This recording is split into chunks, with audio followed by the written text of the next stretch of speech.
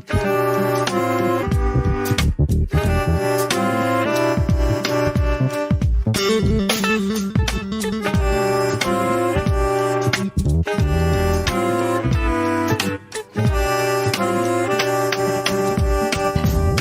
this is Alonzo Bodden. I want to welcome you to episode 339 of my podcast, Who's Paying Attention?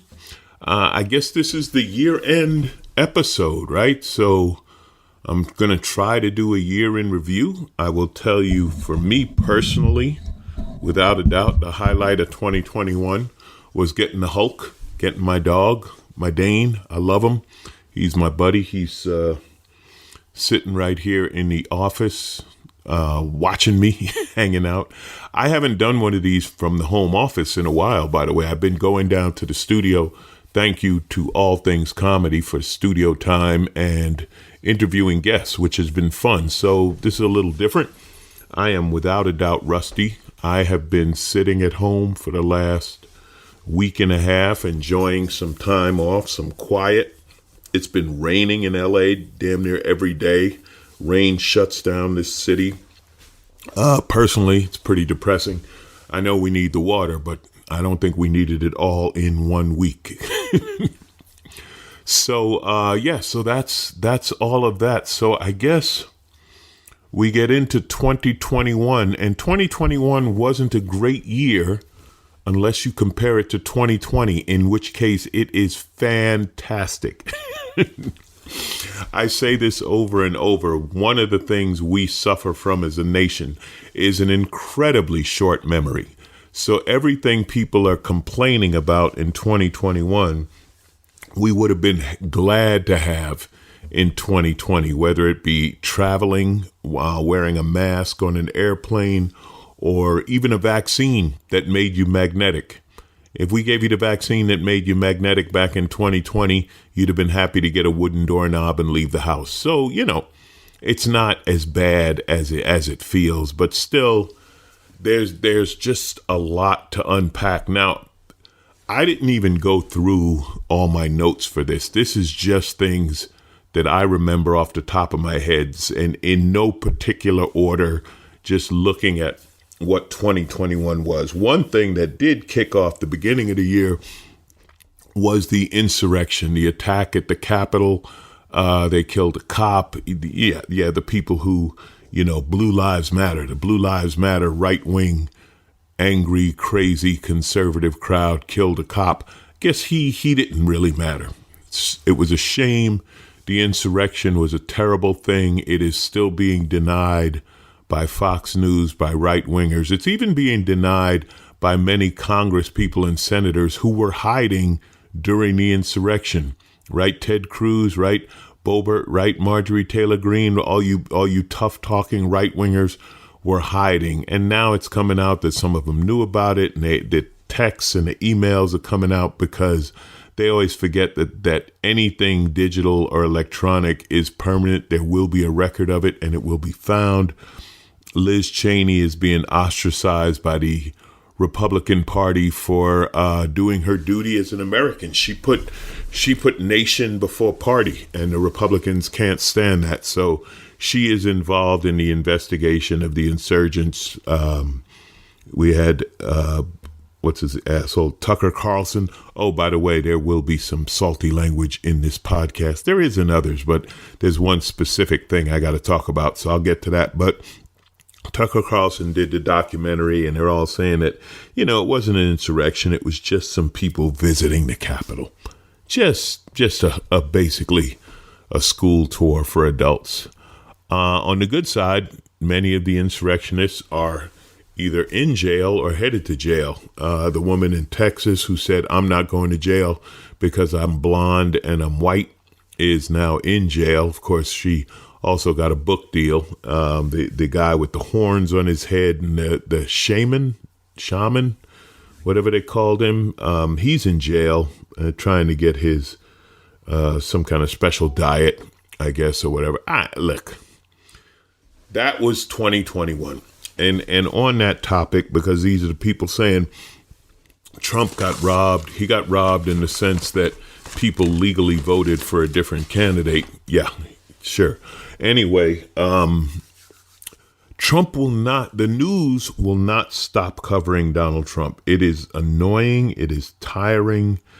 Yeah, we know that they haven't indicted him yet on his business fraud, and we know his kids are criminals too, and we know, any stupid gossip doing this tour with Bill O'Reilly, trying to hold rallies and all, they still cover him. Stop. He's only news because you make him news. That's a thing. If you ignored him, he's not going to go away, but he doesn't get this fake credibility that he has. It's the cult is so completely off the rails. You had him and O'Reilly were doing this tour, which wasn't selling out, by the way. I don't know what the hell they were talking about, but he said he got the booster, and his cult that was there, the cult members there, they started booing him. They started booing him for getting the booster to the vaccine.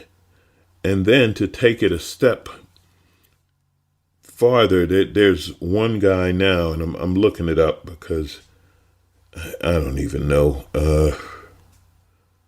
Is it there? Okay, I can't find it. It's one of these right-wing radio guys, and he's saying that Trump needs an intervention because he got the booster, because he got vaccinated. He says Trump needs an intervention. This is how Alex Jones is saying that it hurts that Trump supports vaccines. And so my question is, what is their end game? Here it is. I found it. Sorry. Forgive me. Stupidity can be hard to find. Wayne Allen Root, another Trumper radio host, says Trump needs an intervention. I don't understand, and I'm being honest now, not even joking. Would they be happier if no one was vaccinated? Like, is that what they want? No one vaccinated against COVID? I really don't understand their thinking at all, but probably good. Probably glad I don't understand them. Trump won't go away. COVID won't go away because Trumpers refuse to get vaccinated. We have no chance at herd immunity. They're sitting on airplanes with thongs on their face, and another woman attacked an 80-year-old man on the plane because he took his mask down to eat. So she figured it was okay to spit on him and punch him in the face. And I don't know. To say we're crumbling, too late. We've crumbled. And the variants are there. Omicron being the latest one. Omicron, however you want to pronounce it.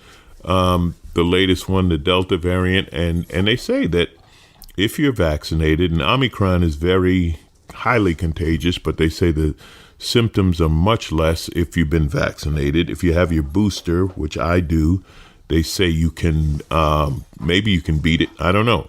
I had two scares. And when I say scares, I mean been in contact with people who tested positive a few days later, and I tested negative, and I had the booster. So I believe in science. Do you? Probably, if you're listening to me. My people tend to believe in science. And if you're from the other side and just checking on me, well, I don't know what to tell you. So, yeah, I don't see COVID going away. I so hope we get to do our jazz cruises. We are scheduled to leave in about 3 weeks. Man, I hope it doesn't get ruined. I miss it. I miss the people. I miss the music. And I think as a society, we are reaching a place where there's an acceptable level of risk, I guess. For me, there is. Some people are still nervous. I don't know. Maybe if you're a billionaire, you just blast off into outer space. Another thing in 2021, a little trend, little fun, billionaires blasting off into outer space. We had Branson and Jeff Bezos, Branson from Virgin Air and Jeff Bezos from Amazon, racing to see who could get to outer space first. And I guess Bezos won, and they're saying Branson didn't go all the way to outer space. He went to the border of outer space, and now they're talking about an outer space hotel and whatever. What else happened 2021? Kyle Rittenhouse got away with murder. Kyle Rittenhouse, the child, well, then a child, now a man. He was 17, now he's 18.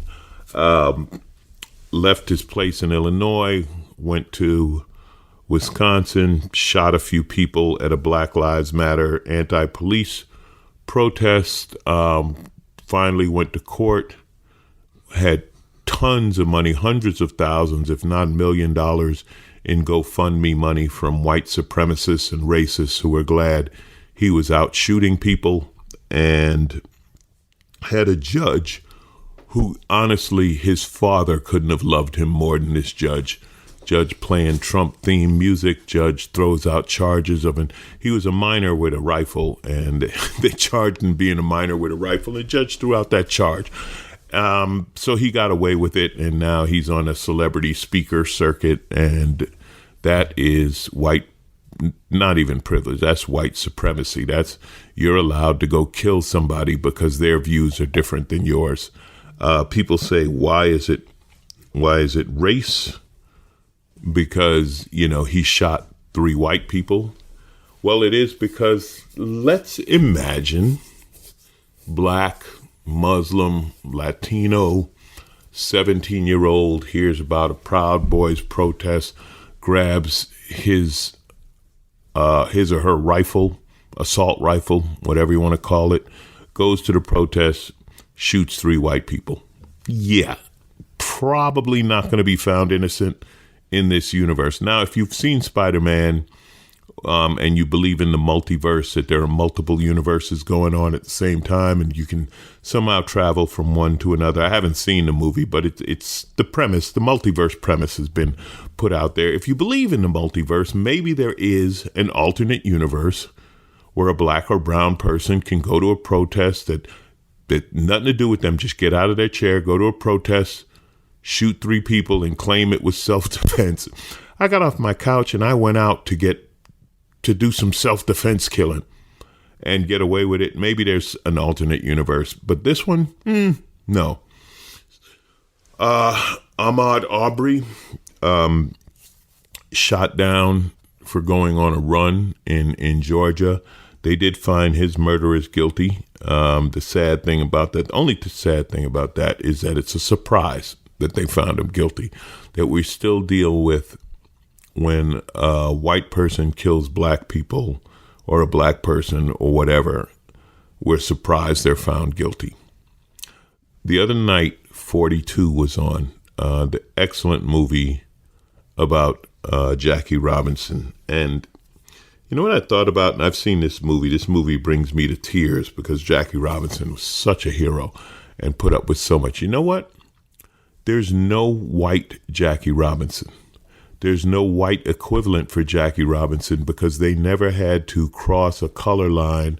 They never had to play with such hate and death threats and things like that. They really can't even imagine what a hero he was. I'm fortunate that I am old enough that my parents actually saw him play. And I can't even imagine what that was like for black people to see Jackie Robinson play baseball.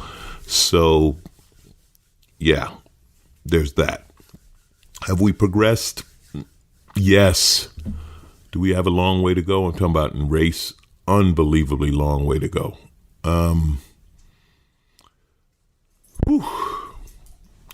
Yeah, we're still unpacking 2021, people. Hang in there with me. I got some good news at the end. I promise. And again, I'm just going down this list just off the top of my head. We've got this Let's Go Brandon thing.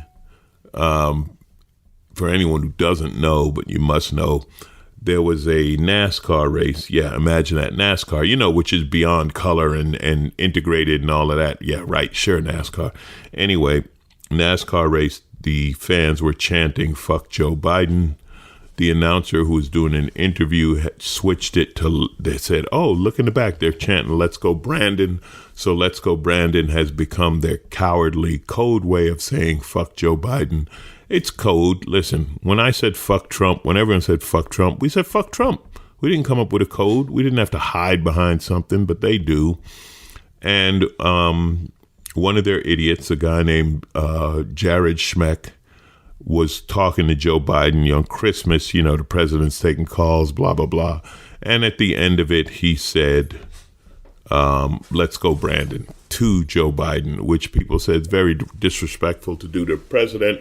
And of course, the right wing is saying he's a victim and he was just practicing free speech because, if someone had done something like that to Trump, then it would be the end of democracy. But they're making him a victim. Listen, they're still hung up on the war on Christmas because a homeless man burned down the Fox Christmas tree.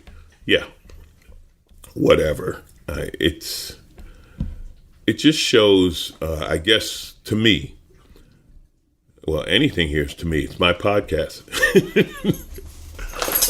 The double standard, the hypocrisy, the ridiculousness of it, and the Republican Party, the right wing. I love Michael Steele. I've grown to love Michael Steele, talking to him, doing his podcast, him doing mine, him doing my radio show, just talking. And like he said, this Republican Party is not the Republican Party. It's a mess. Zero accountability and zero respect for anything. They want to burn it all down, and yet they offer no substitute or solution. So there's that. All right, let me try to keep moving.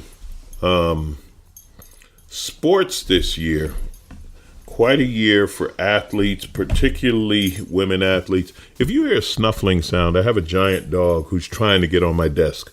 Stop it, Hulk.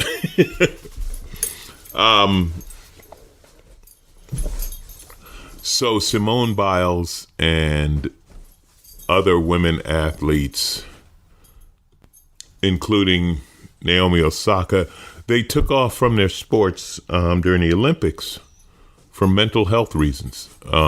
Simone Biles had something that was, I guess, the gymnastic equivalent of the yips, and she couldn't compete in the all-around because of it. And Naomi Osaka just tired of the constant media push and all of the garbage that goes along with that. And they took off for mental health. And you know what?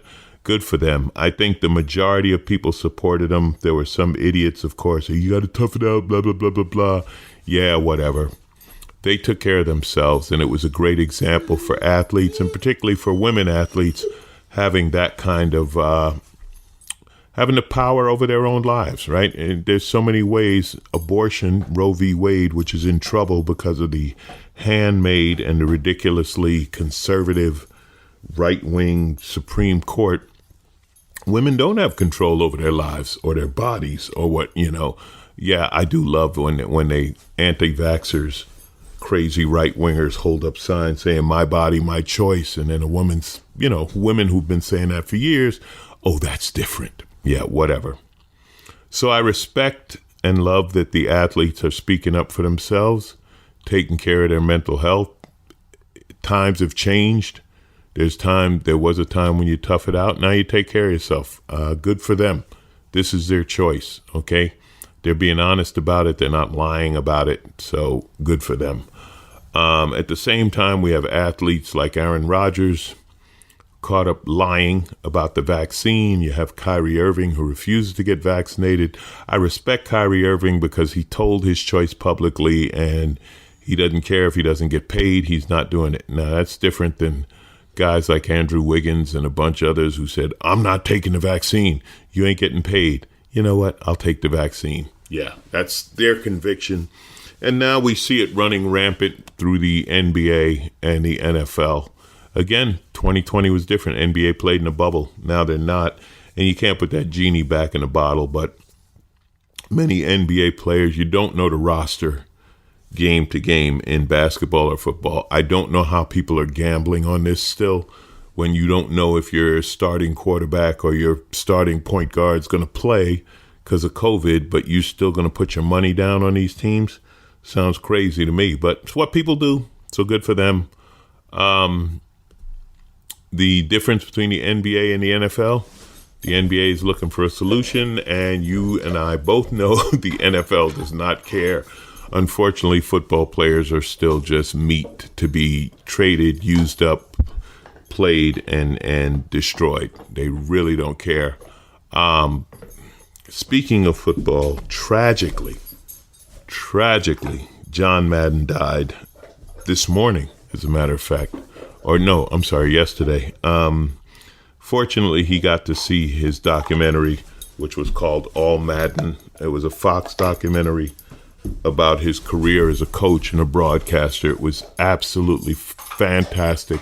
If you haven't seen it, you should see it. If you know nothing about sports, just know in football, and maybe in life, but definitely in football, there was no higher compliment than to be an all Madden football player.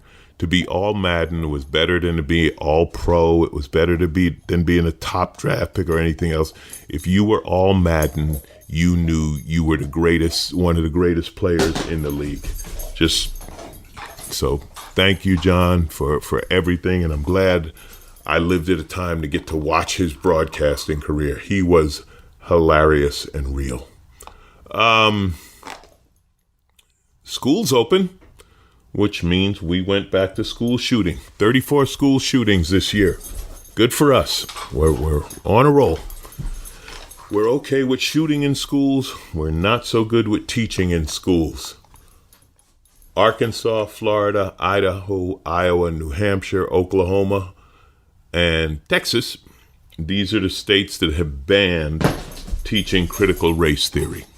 Critical race theory is just that. It's a theory, and it talks about how racism has infected everything in this country and shows how it works and how it's worked historically. They don't want to teach it because to teach the true history of the United States might make some white children feel bad. So shooting them? No, that's okay. That it's fine to shoot, but we don't want them feeling bad by learning the truth. Because, yeah. I'm almost done. I'm not laughing at school shootings. I'm laughing at, I could do an endless supply of bad news. You know, somebody posted this, and it's so true. Remember when Sarah Palin was considered dumb? Now we got Marjorie Taylor Greene and Lauren Boebert out of Colorado, making Sarah Palin look entirely reasonable. We sitting around saying, boy, remember the good old days when it was just Sarah Palin? These two racist, anti-vax, pro-gun. Boebert there's a shooting, 5 people killed in Colorado. So the next morning she posts some other nonsense. It doesn't even mention the shooting because she has a bar that's pro-gun, and their Christmas cards show their children holding rifles, and yeah, that's all of that. Marjorie Taylor Greene, everything she says not true. And this is the false equivalency that we live with. Sorry, because Marjorie Taylor Greene and Alexandria Ocasio-Cortez, AOC, are not the same. Marjorie Taylor Greene's out of her mind. Granted, her constituents voted for her, give them that, but this false equivalency between the left and the right is just that. False and annoying. Okay, I'm going to wrap this podcast up. I could keep going on and on. Hopefully you enjoyed the holidays. You know what? I hope Omicron didn't visit you and you got to see your family at Christmas, or you got to chill out quietly alone, or you got a new toy, or you got whatever you want. I hope you had a beautiful Christmas. I had a good Christmas. I did. We did the serving at the Laugh Factory for charity. It wasn't as big as it usually is, obviously, but it was still there. The spirit of it was there. And, my dog got a big ass bone. He's happy. I'm happy. It's a good thing. New Year's, I'm going to Indianapolis, working helium. There's a lot of New Year's celebrations being canceled. So far, this one's still on. I will try to be safe and hopefully not get anything, but I'm doing it. And I will be there. And if you live in the area, I hope you're there too. And I hope you have a happy new year. I wish you the best in 2022. People are saying, be careful. With the last couple of years, we don't even want to say happy new year. But I'm going to say it. Happy new year. Let's take a shot. And as you know, I'm not the most positive of people. So when I say let's take a shot, I'm reaching. Now, I told you I was going to wrap this up with some good news, which I have to do fast because the Hulk is sitting here getting restless. You hear him in the background. So here, what's the good news? What's the good news? You know what the good news is? The good news is, and I'm going to share it with you right now. You are probably not a Florida man. That's right. BuzzFeed, which if you ever go to BuzzFeed, they do these funny lists, and there'll be some year-end lists.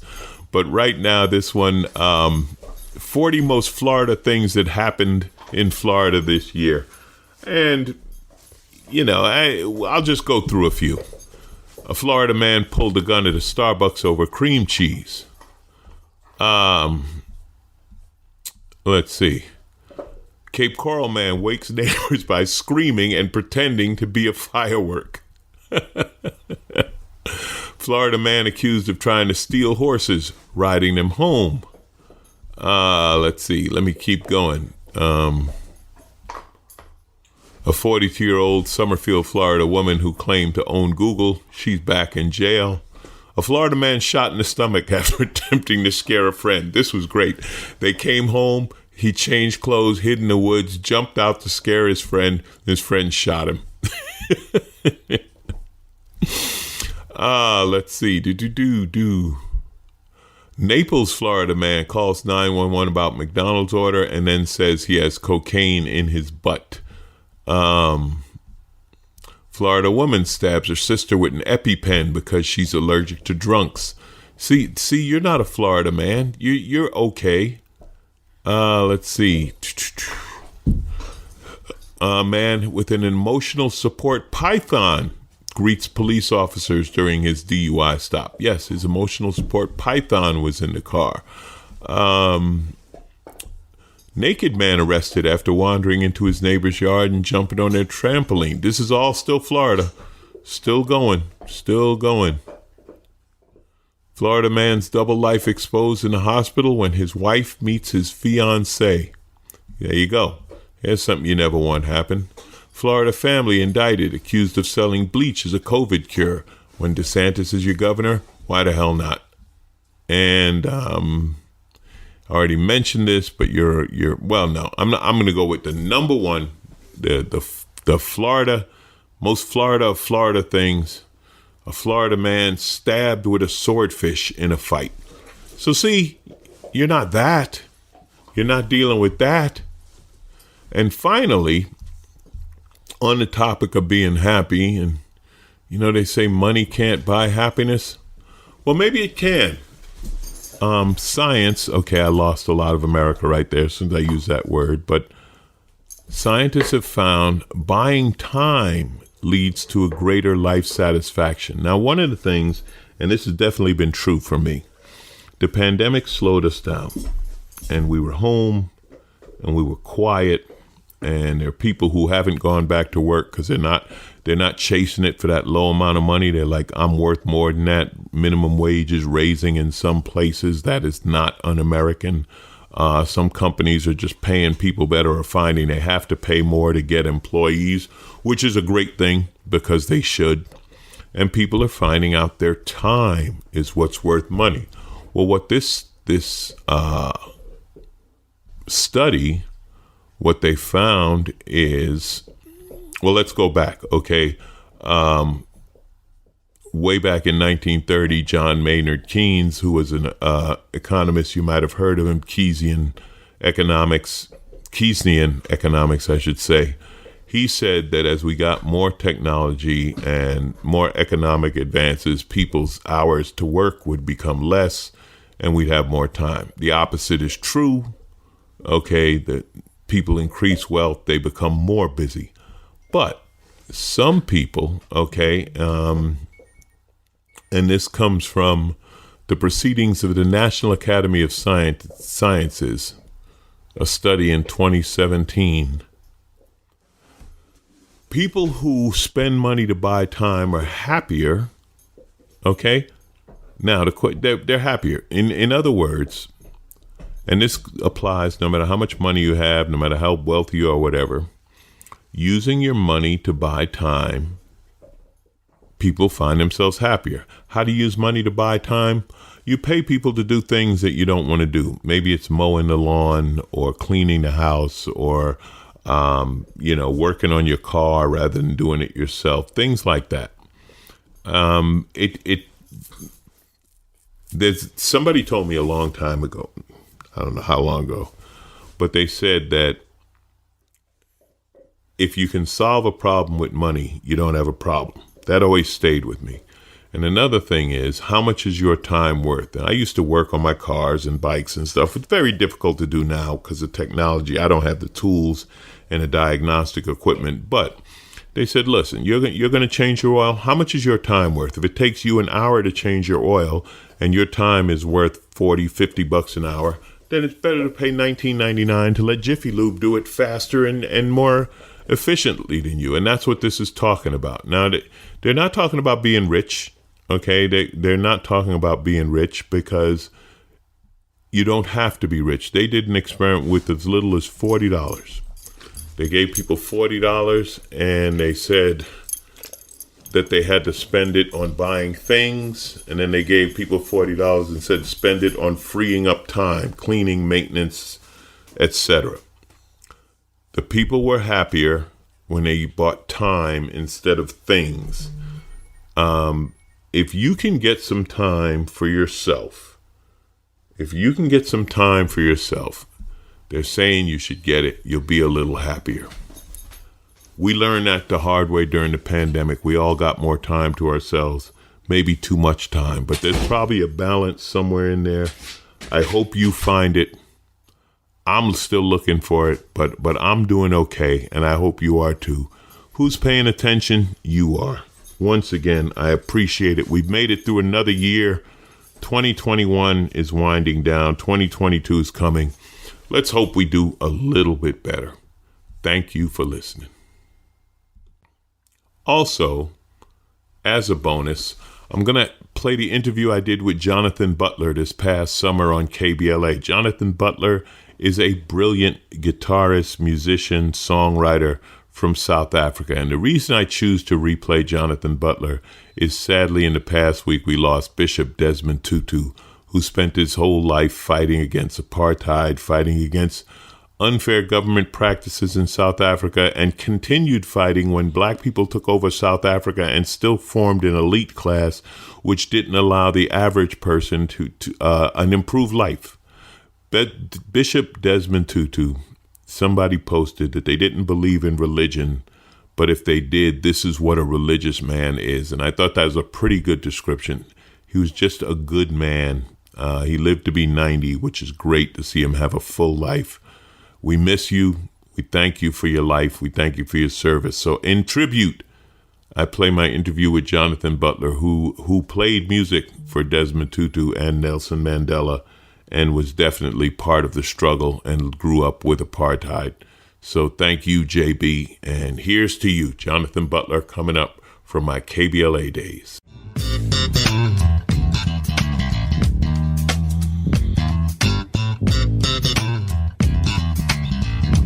This is Alonzo Bodden. The show is called Who's Paying Attention? The station is KBLA Talk 1580.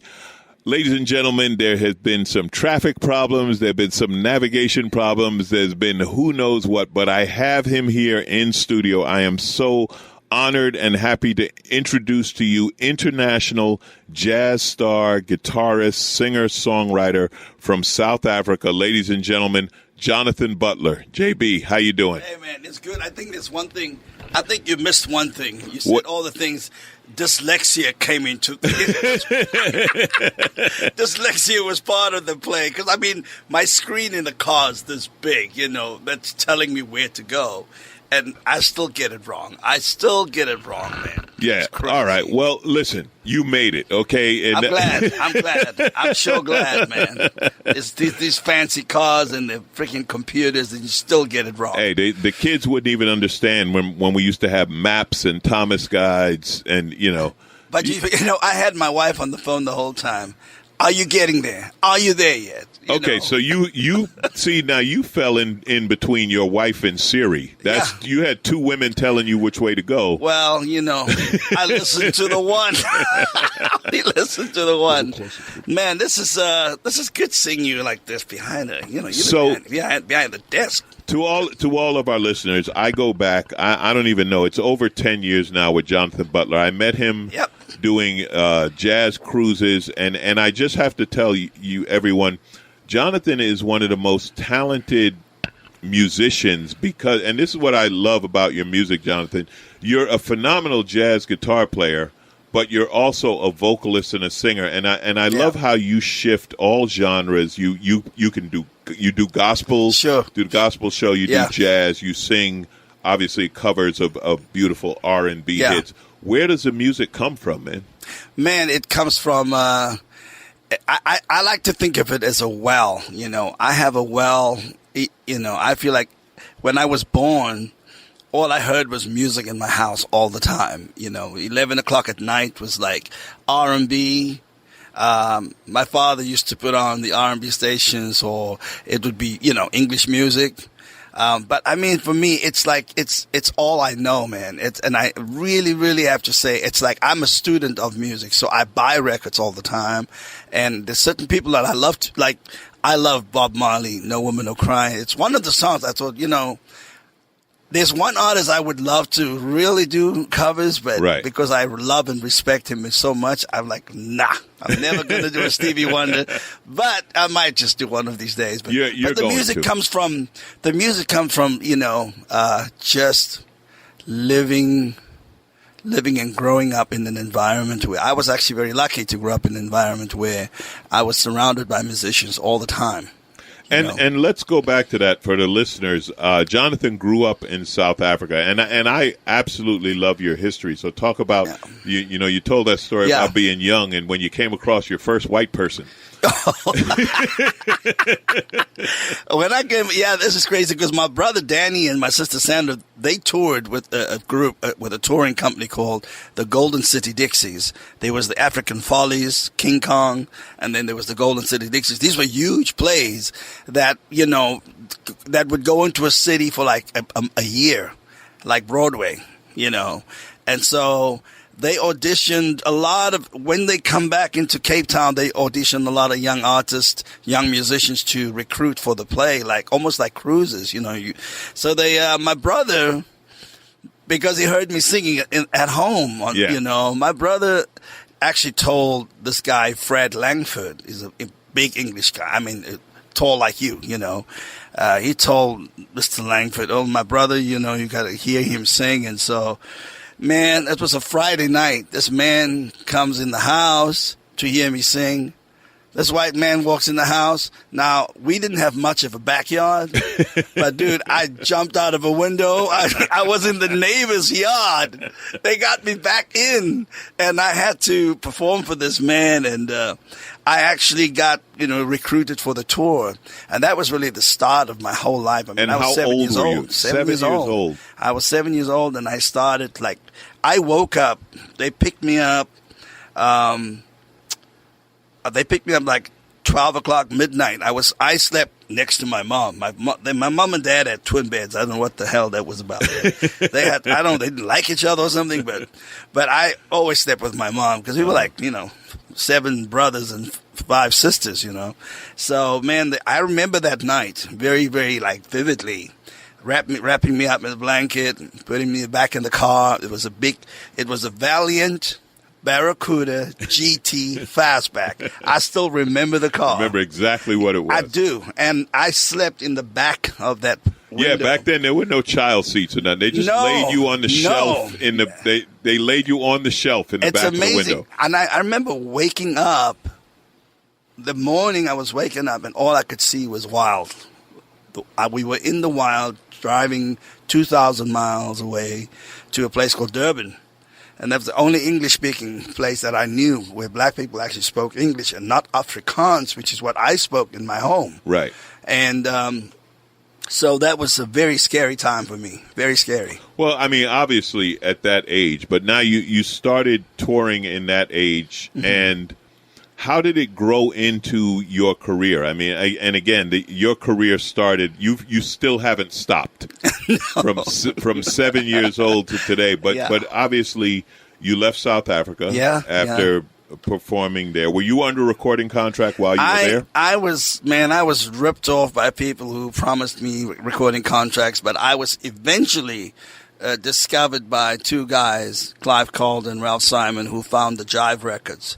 And they had a independent label called PPC Productions, and they signed actually most of the black artists because white labels would not sign black artists.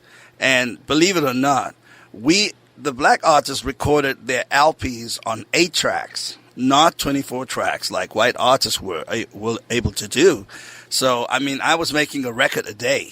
Wow. You made your record in one day. In one day. That's it. And then you went on tour, you know. And then, so when did you go to London? That was your first stop after. Well, when I joined CCP Productions, they decided they wanted to expand and move to London and start Jive UK, Jive USA.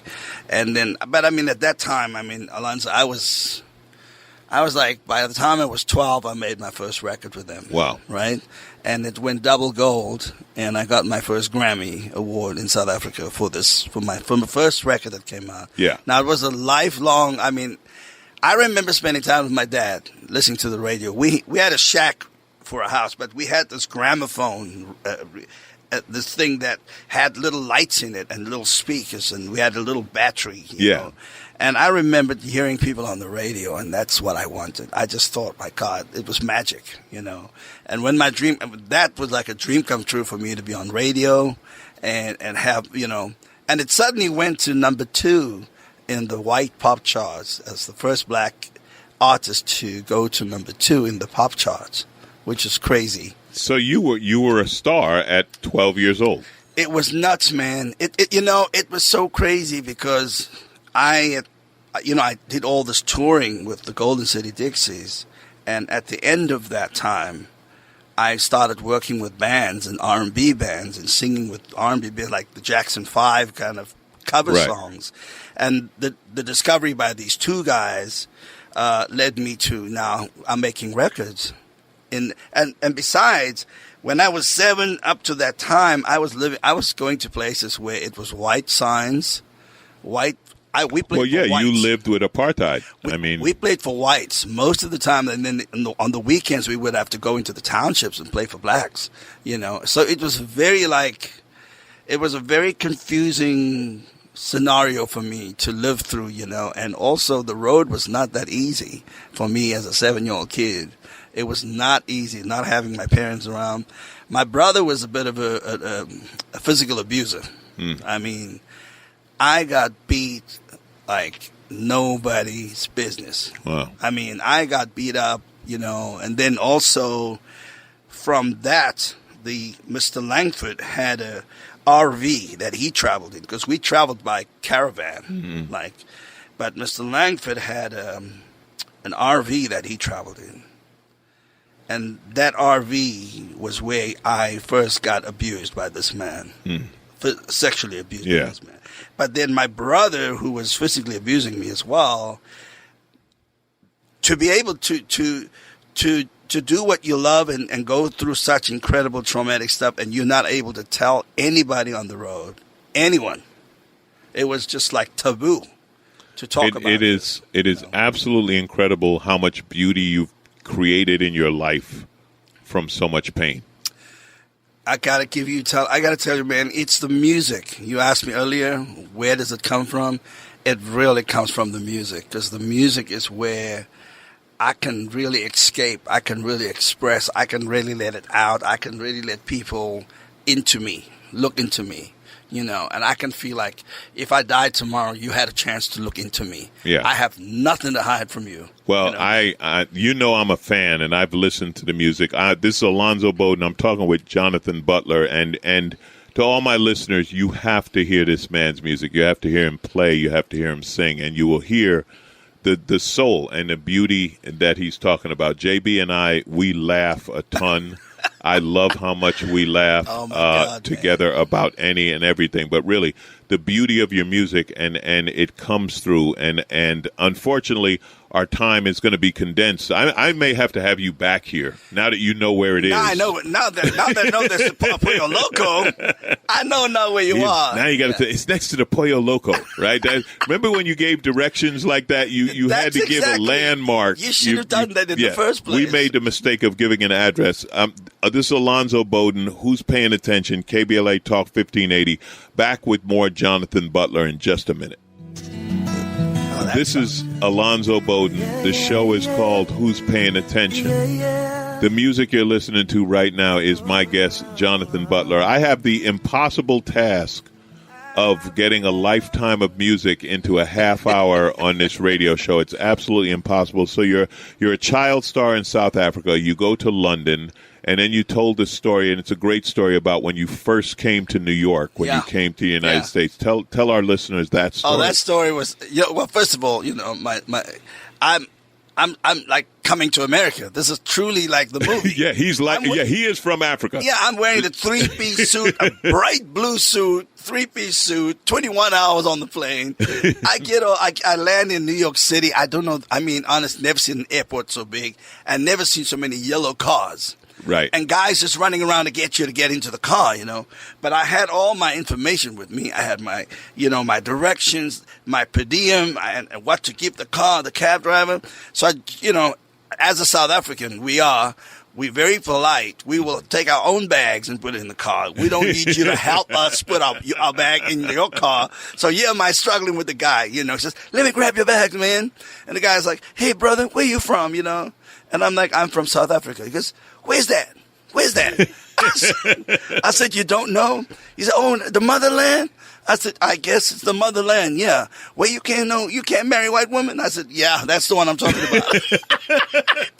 I said, yeah, that's the place. He said, well, let me help you, man. So he grabs I said, okay, you can take my bags. He puts my bags in the trunk, and we driving to Lexington Avenue. Right. I've never seen a city of this amazing size, So I'm looking at the meter while he's driving. Occasionally I look at the meter, check my envelope out. And so we get to my destination. He drops me off. I get out. He wants to grab my bags. And I'm like, no. Let me get my own bags. We scuffing around a little bit. So, okay, got my bags. So I gave him the money for the cab, the fee. Right. Which was exactly what the meter said. So then now the guy's standing there and he's looking at me. Right, he's looking for a tip. Yeah, he's looking at me and I'm like looking at him, And finally he had enough of staring me down and he just said, your mama, man. And, I'm so green. I'm like, thank you for asking. How's your mother? I'm like, thank you for asking. How's your mother, right? So he drives off. I open the door. I opened the wrong freaking door, man. The alarm goes off. I just flew 21 hours from Africa. I see a little grocery store, produce store. I run in there and wait for something to come. Otherwise, I'm going to be, deported back to South Africa. That would have been a short career. A short career, man. It was amazing. New York, like literally, I talked to Marcus about New York a lot. It was amazing. And when he says Marcus, he's talking about Marcus Miller. So. Yeah.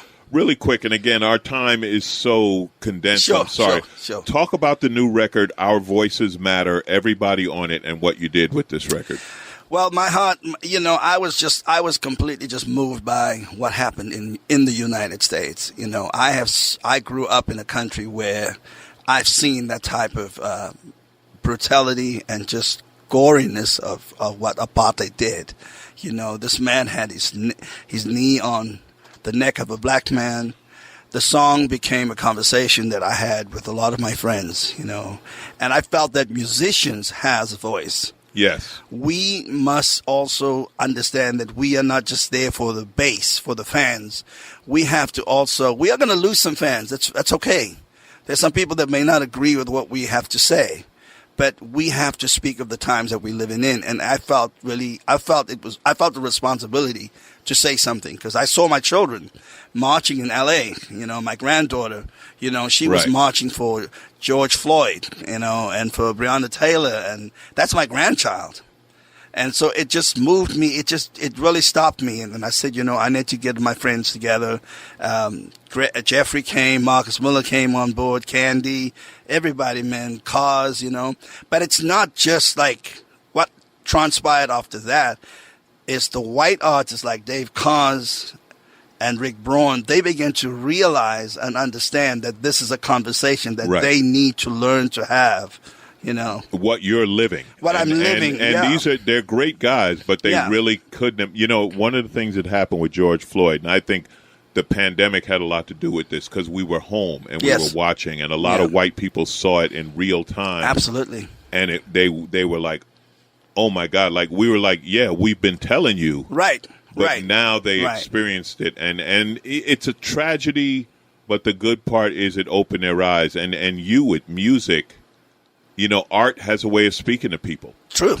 It's not like pounding them over the head, but they hear it. And this record that I'm so excited that Marcus Miller is producing this record for me, is that we talk about the artists that spoke of the times, such as Stevie, a lot of people that he's worked with, Miles, that spoke of the times that we're living in. And I think, a lot of the white artists, I'm sorry to put it out there, but I think a lot of white artists need to understand this is a real conversation, and these are the experience that we, systemic racism, all of these things that we as black artists don't really often talk about. Because, we gigging, we buddies, we just laugh around, but we need to actually make that point. And I felt Our Voices Matter I just said it to Dave Cars. I said, listen, you are in the gay community. You have a voice. You can speak about this. You need to speak about this. Yeah. And that's how we kind of drew this. He said, JB, just let me know when you're ready, and so that was awesome. I am here with Jonathan Butler, KBLA Talk 1580. I'm not going to have enough time to talk to this man, but we're going to be back and we're going to talk with you just a little more. Wow. This is Alonzo Bodden. The show is called Who's Paying Attention? I invite you to stay tuned at the top of the hour. Dr. Jayshana Johnson will be here with her show, Let's Get Intimate. She will solve all of your relationship problems, because that's what she does. I am sitting here with the man whose music you're listening to in the background, Jonathan Butler, one of the most incredible musicians, and I will also say one of the most incredible spirits that I have ever met. I'm honored to be your friend. Jonathan, we are up against it on the clock. Tell people how to find your music, how to listen to your music, and just know we're going to finish this interview, whether it be by phone or you sit in traffic again. Definitely. But like tell them how to find you, JB. No, they can get me. They can find me on Instagram, my Facebook fan page, JonathanButler.com. JonathanKennethButler.com. So, I'm posting all the time, To everyone, I implore you to listen to this man's music. He's worked the new album, Our Voices Matter, produced by Marcus Miller, who was also a guest on the show. He told me. Yeah, I loved having Marcus here. Was he lost? No, Marcus his wife sent him here. Marcus was going to be Brenda on time. sent him, yeah. Brenda sent him. Brenda don't. We all listen to Brenda. We love Brenda. We all listen to Brenda. This is Alonzo Bodden. Jonathan, thank you so much. Hey, you're welcome, brother. For dealing with everything, traffic and everything coming down. We will complete this interview. To all my listeners, thank you. I'm telling you, Jonathan Butler, just Google the name and listen to the music. It is absolutely beautiful. It will move you. And like we said, people who like, he's jazz. I don't listen to jazz. And then they listened, and then they're like, oh, my God. Right? So forget about the labels. The only label you need to know is Jonathan Butler. Oh, Thank you so much, JB. I'm so happy to be here, man. This is so cool. We are going to finish this interview. Yeah, we'll do. Anytime. Alonzo Bodden, Who's Paying Attention?